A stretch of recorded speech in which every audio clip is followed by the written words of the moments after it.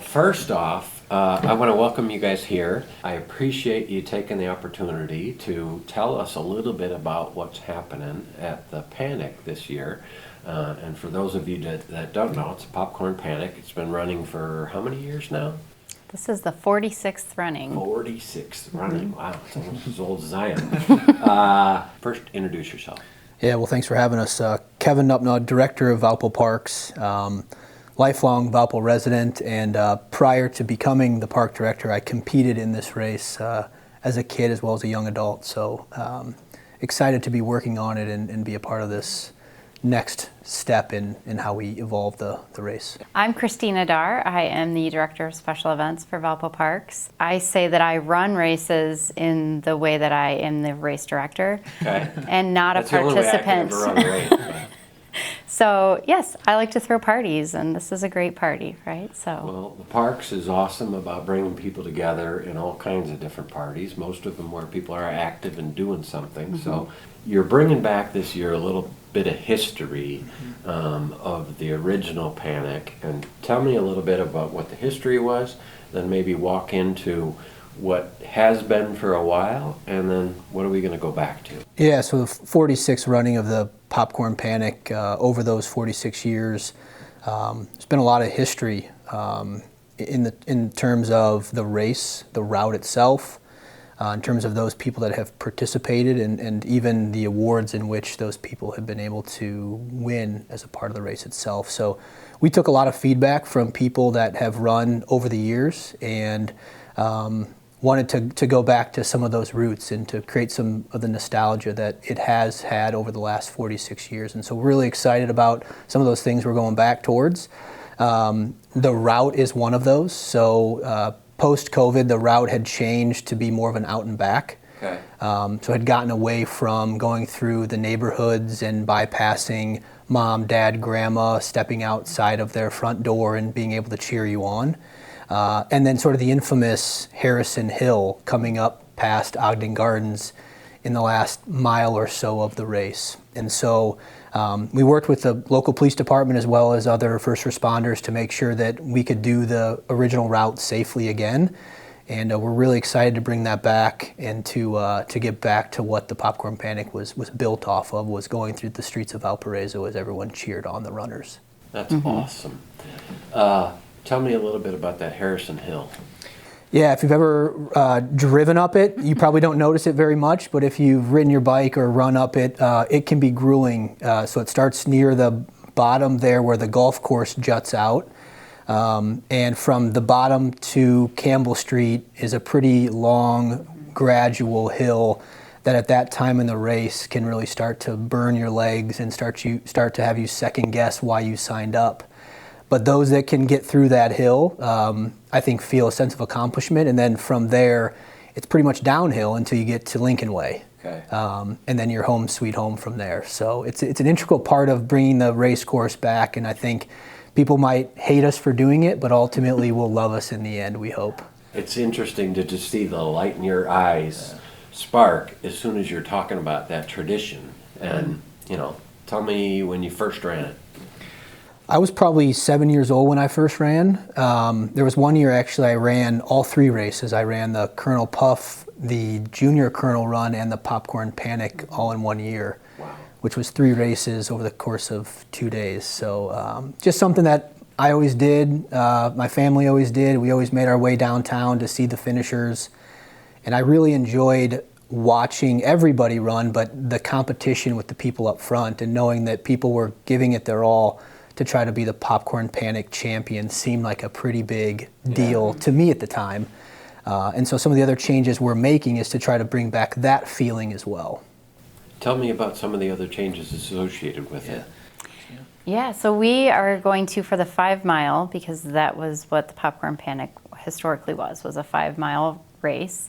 The 5K was actually not added until 2017. There used to be a competitive walk, and they turned it into the 5K run in 2017. So we're going to do some extra things for the 5 mile winners, the male and female winner. for each of those. You are going to get a really great prize pack from Extra Mile Fitness Company that includes a $250 gift card.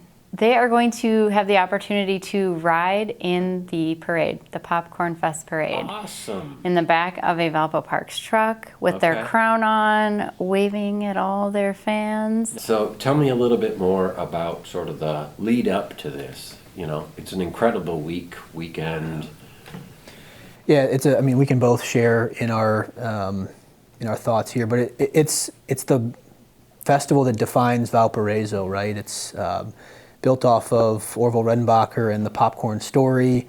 It's a reason for us all as Valpo people to get together on a weekend, certainly on a Saturday, and then also to welcome visitors to Valpo and show off what our town is all about. We're happy to be a part of that festival with the race. We have this race we're talking about, the 5 mile and the 5K, as part of the Popcorn Panic. You know, the race was built on the 5 mile, which is unique because not many people run 5 miles. There's other distances that race organizers will do, but we are 5, and that's what we're known for. But as the running community has evolved, and we understood that we were losing interest because 5 mile might be too far for some people, the 5K was introduced, which is a more standard race distance. So we added that in and kept the 5 mile. But as long as I'm here, we'll keep the 5 mile because that's the history behind it. But the 5K certainly brings more people to the race, people that might not have as much experience running or might want to get in and get out a little quicker, or just like that distance over 5 miles. The route is a little similar. They overlap each other in a couple different areas, so both will still get the Harrison Hill. So that's the history behind that is bringing that in to provide another opportunity for people to participate. And then, as Christina mentioned, you know, the 5K really started as a race walk. So, I mean, if you've ever seen a race walk and the elite athletes race walking, that's a spectacle in itself. The Muller family we're longtime race walkers and actually won quite a few races as a part of the history of that event. And so we then added in the run part of the 5K. We still have the walk, but we don't necessarily get the race walkers like we used to. You know, over the 46 years, we've had a number of champions. There's been 4 that have won at least 4 of the titles of 5 mile, and 2 of them have won 5 times. Aaron Craig won 5 titles and is the current Valpo High School cross country coach and track coach, and so I've started trying to pick his brain on what is he doing that day and why doesn't he come go for a 6th. Matt Bloom also was a sort of a region runner and won 5 championships on the men's side. And on the women's side, Rachel Marchand, which is Rachel Rossi now, won 7 times on the female side. So it's been a really long history. Trying to bring sort of the dream team back. Yeah, I mean, I would love to see them lace it up again, but you also have your Paul Jankowskis of the world, and you got family generations. The Knopfs, the Polites, 3 or 4 the Dailies. I mean, these families have run for years and years and years, and so we expect them to be on the line on Saturday, but we hope that some of the past champions do come back, but also we invite new people that think they have a chance to be the champion, because I do think that winning this race is pretty cool. We see a lot of the young guys and gals out there now, and they are winning. Our race that we just did for the 4th of July, for example, the winners were like 17, 18, like top 3 were those ages. We've also been fortunate to have Valparaiso University here, and so they've had some of their athletes participate, and I think even the gentleman that won last year had just graduated or was a graduate runner at the university. And on the other side of it, what I see, not as a participant, but just all the volunteers that show up to make this possible. Huge undertaking that day, so we get at least 50 members of the VU track team to come help. Wow. We get the VU women's basketball 50, team. Like 5-0. Wow. They show up and they help us set everything up for snacks and awards, and They just carry everything out and then help us clean up at the end. And then the local high school students as well, key clubs and honor societies, and we have several of the teacher sponsors that have been doing it for a long time, and they show up with a bunch of kids and they help on the route, they pass out water. That's awesome. And yeah, so, and just the festival itself, there's so many people who help in so many ways that day. The cliche, right, it takes a village, but it really does. I mean, Yeah. there's a lot of streets we cross, there's a lot of intersections to protect people on, there's a lot of effort that goes into the start-finish line and the awards and the snacks and everything in between that, although, Christina's a rock star and is great at what she does, like, she can't do it alone, and so it's a total team effort, but also community effort in order to pull this off. That's awesome.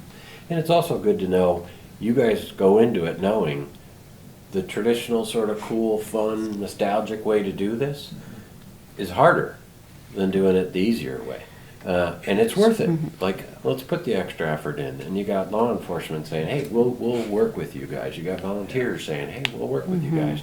It's going to be a little bit more complicated doing it this way, but it's pretty darn cool. Right. And then it builds on something that's unique. Yeah. It's not just, oh, we're throwing another race. Let's keep this an awesome tradition. It takes a lot of people, and I think if I tried to name them all, I'd forget someone who's a part of it, but yeah, between our staff, city services, other city departments, volunteers, Valpo events, to put that place back together so quickly so then the next morning people can enjoy the splash pad in the park and come downtown. You can always start, if you want to register for the race, you can always start on our website, valpoparks.org, and we use a platform called Run Sign Up, so it'll link you there to register. So we do a packet pickup the day before the race so that you don't have to scramble early on race morning, and that's at Butterfield Pavilion at Fairgrounds Park. So that's the evening before from about 3:30 to 6, and then we do the Junior Colonel Run at 6 o'clock. You're there picking up your packet, let your kids run in that. And then the next morning, we're gonna meet downtown, right by Orville in Central Park. That's where the race start-finish line is. And we also have the Little Colonel Corral, which we partner with HealthLink to put that on. So during the panic race, the kids can be playing and hanging out at the Little Colonel Corral right there in the lawn, Central Park Plaza. That's cool. And then when the parents are done running their race, then it's time for the kiddos to go out and do the Little Colonel Puff Run at around 8:30 in the morning. If you've never experienced firsthand what the Little Colonel Puff is down Lincoln Way, come hang out with us, because 675 kids ages 2 to 9. 2 to 9 making their way down Lincoln Way, different distances depending on the age group, but it's a spectacle. You see everything from the biggest smiles to maybe even some tears to maybe even a VU basketball player dragging them down the road to finish line. Kids running the wrong way back to their parents. With parents taking pictures and trying to capture every moment that they possibly can, and then getting to the end and then trying to find their parent and making sure that they get connected with who they came with. So that single event is my favorite of the year every year, and because you just see the sea of kids streaming at you, and you're like, oh my God, I'm just trying to take every single one you can, but their faces are just so full of emotion, whatever it is. They're terrified, they're thrilled, they're jubilant, they're intense, they're whatever it is. It's a ton of fun. And it's like colorful, everybody streaming at you. It's a great day. We definitely couldn't do an event of this size without help from our sponsors. So we're very fortunate to have several different local businesses and individuals that sponsor the event. They get some advertising on the back of our t-shirt. We get donations of food and drink and different things. So it's a huge help for us. And I think people like to be involved in the Popcorn Fest, right? It's that thing every year that, like we said, it brings people together. So it's a win-win for both sides. We're super fortunate to have that support and people on site that day, like we said, with the Little Colonel Corral. Those are all volunteers coming in, and there's face painting and balloons and a DJ and all sorts of fun stuff for the kids. And we're just really lucky to have that kind of thing going on in Valpo.